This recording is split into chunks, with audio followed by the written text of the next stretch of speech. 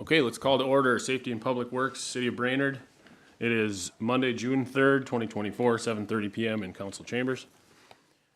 Safety and Public Works, we have 5 items tonight. First of which is change order request for improvement 2115 Buffalo Hills Gully remediation. And this is Public Works Director Jesse Dean. Go ahead. Thank you, Mr. Chair. So attached to this item is a change order request to raise the castings for 3 manholes on the Buffalo Hills Gully project. This was discussed during a walkthrough between staff and the contractor, and it was determined that just kind of a better fit with the adjacent slopes that there were 3 manholes that were needed to be raised up. This change order reflects the cost that was associated with that work. Staff is recommending approval of the change order request in the amount of $61.50 and 16 cents. Thank you. Mike? Yeah, Jeff. So Jesse, when they raise it up, is it just like a longer neck, or is it actually, I mean, isn't there a difference between raising it up and like making it longer? Correct. They're just adjusting rings is what they are, that go right below the casting. So they're just about the same diameter as the casting itself, not the actual manhole itself. Essentially risers. Yep. Okay. Okay. A motion? I'll move to approve. Second. Motion and a second. Any more discussion? Hearing none, go to a vote. All in favor? Aye. Motion passes. Item number 2, we have another change order request for improvement 22-08 South Brainerd reconstruction. Again, this is Public Works Director Jesse Dean. Thank you, Mr. Chair. So attached to this item is a change order request for the South Brainerd reconstruction project. The request includes several additional work items that were not included in the original scope of work, mostly additional retaining wall work needed for the sidewalk and storm sewer construction, along with 2 other items related to the storm sewer replacement to the storm pond, or for the storm sewer replacement that went to the storm pond, I should make it sound. Staff does believe that this work was justified and that the costs proposed are appropriate for the work that was performed. And we are recommending approval of the change order request in the amount of $6,600 and $82.52. Thank you. Yeah, that's a good question. Go ahead, Jeff. So is there one keystone block and one like cement wall or cement, like a cement block wall? Or is there just one? They are different walls. They are different walls. So one was a keystone retaining wall that were kind of interlocked, I guess. Yeah. That was placed on top of a sidewalk that was in plan for replacement. So to take out the old sidewalk, we had to remove, salvage, and then reinstall that retaining wall. The concrete retaining wall, that was in conflict with an existing sidewalk. At the request of the property owner, we pulled that out as part of the work. And then there was a third timber retaining wall that was not found during the survey, but we found it as we were replacing the storm sewer by the pond. We had to obviously pull that out and So on the salvage. keystone one that it kind of encroaches on the actual sidewalk, how come that wasn't found during the survey?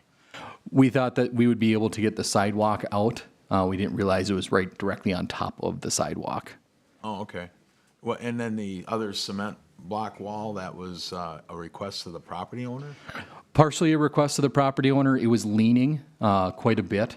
There was concern from the contractor that they wouldn't be able to pull the concrete sidewalk out without knocking over the concrete retaining wall. So this was kind of a request of both the contractor, the gas main relocation contractor. They had to do some relocation there, as well as the property owner. So this was kind of a collaboration between everybody that Okay. that we needed to remove that retaining wall to make that work happen, and they were more than willing to have us do that work, and they were going to replace it on their cost, the property owner's cost. So part of this was covered by the property owner. Say the keystone retaining wall that somebody built on top of the sidewalk, that was partially covered by was that a homeowner? Was it their personal retaining wall? That was their retaining wall that they installed to kind of hold everything back. They put it on the sidewalk. We don't typically allow that though, right?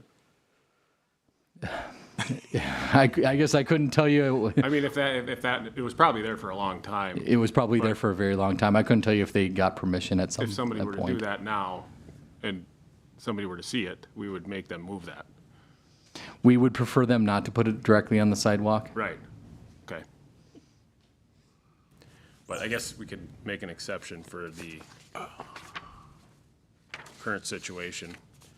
Yeah, I would move if there's nobody else questions, I would move to approve the change orders. Second. Motion and a second. Any more discussion? Hearing none, go to a vote. All in favor? Aye. Motion passes. Item number 3, we have information on tree knockdown cost recovery. Again, this is Public Works Director Jesse Dean. Thank you, Mr. Chair. So staff was requested at the last council meeting to provide some information on tree knockdowns and how the city can get recovery for costs on those trees. So in the last couple years, we've had about 2 trees roughly per year knocked down, mainly on College Drive, mostly because this corridor has the youngest and smallest trees compared with other boulevard trees. In the last couple of years, we've worked with the police department to file police reports, reporting trees as a cost of approximately $1,000 per tree. If a motorist is insured, we can file a claim against their insurance for these costs. If we are reimbursed, these costs come to the general fund, not directly to the tree replacement capital budget. What has occurred in the past is we have had issues with uninsured motorists. In these instances, we do have limited options. One would be to file a criminal complaint for criminal damage to property if the damage was caused by an intentional act. If the filing goes to court, it would then be up to the judge to include the cost of the trees in restitution. If it isn't a criminal charge, we can pursue the cost through a small claims court. Again, we would need the presiding judge to resolve for the costs in our favor. We would then need to pursue the defendant for those costs. We've typically just not gone those routes for these incidents that result in 1 to 2 tree knockdowns, just due to the cost of pursuing the reimbursement and the time that we have to put into it. But we are still continuing to push forward with replacing them. We're hopeful that after 2025, College Drive will be fully planted with trees. Thank you. Yeah, Jeff, go ahead. Jesse, I thought your report on this was very detailed. Did you talk to the attorneys about this to get some of the information? Did you, I mean, what? I conferred with the police chief. Okay. So I guess where I'm going with this is I appreciate the information, but I guess if I'm going to stand to my convictions, I heard the mayor mention this, but I didn't see any direction from council. You know, I guess if I sat here and said, yeah, I'd like to see if any trees get knocked down, if we could turn around and sell them for firewood, how will we go about doing that? And at the next meeting, we got a report from staff. So I've been kind of a stickler for having council give direction, and this didn't happen here. So, not that I hope you understand where I'm coming from, but if I think if staff were to say, would you like us to do that, Mayor Badeau? If I heard that, I would probably say, yeah, I'd make a motion and follow the process. But I hope you understand where I'm coming from. I'm not overly, I hope I'm not like admonishing anybody to a point here that I think this is highly inappropriate, but we do have a process and it was not followed again. So that's my point, so. I think when we visited that issue, we were supposed to have it written as an agenda request. That could get it on there too. We wouldn't necessarily need a motion, but we could have a written agenda request by anyone, including council or. But we could also make a motion at the time. Yep, one or the other. So Just kind of a point of, yep, point taken. But I think it's all good information. Yep. As far as this tree stuff goes, obviously we don't want to find who mysteriously cut down trees, but if we catch somebody in the act criminally taking down trees that we pay a lot of money for, we do want to recoup that somehow. If somebody hits a tree and they do have insurance and we know who it was, that is technically city property. We should treat it as such in those situations, but they don't always have insurance, yep. as we found out a week or two ago. So I think that's currently what we're doing. I don't know if we necessarily need to make any changes or motions on this, but I think is that correct? Yep. Well, This is just for information. that's kind of, I just wanted to provide not only the information, but kind of what we've done in the past, and if the council would like us to do something different. Sure. Jesse, when you say that thank you. That we can file, have we been doing that? We haven't typically Against their filed, insurance. so if it's an uninsured motorist, we have not gone the route of, Right, no, if it's an insured motorist. if it is an insured motorist, I don't know if we filed a claim against their insurance in the past, no. I would like to see us do that, and I would also like to see us put that $1,000 into replacing the trees. So I guess that would be a motion that I am making. I'll second that. And as a point of discussion, just at the end of the year, maybe we have a transfer of funds from the general fund into whatever the tree fund or whatever we decide when we're working out the budget. Correct? Is that kind of what you see it as? Or as it comes in, it goes into the tree fund. And I guess I would want to hear Connie's Yeah, we can take talk. on how we talk to do that Connie about before that I, at the next meeting. Sure. you know, Okay, get but we'll too take, far down that rabbit hole, but. good, we'll take that as a motion. One quick thing, I know we do that for, streetlights, correct? If, somebody drills one and has to be replaced, usually the vehicle owner's insurance will be charged, isn't that correct, do you know? Or- That is correct. Okay. Kind of treat the trees the same way as, Sure. okay. They're getting expensive. Any more discussion? Hearing none, go to a vote. All in favor? Aye. Motion passes. Item number 4, we have a review of the vacant building registry ordinance. This is Community Development Director James Kramvik. Go ahead. Thank you, Mr. Chair. So staff modeled the proposed ordinance after the City of Minneapolis's ordinance for vacant buildings, as Minneapolis has been successful in the reclamation of some of their nuisance properties. Homes placed on the vacant building registry are those that are vacant with significant property maintenance issues and violations. As proposed, the fee would be $7,000, and the advantage of signing a house up for the vacant building registry voluntarily would be the ability to work with the city on a corrective action plan and not be charged or have the fees forgiven.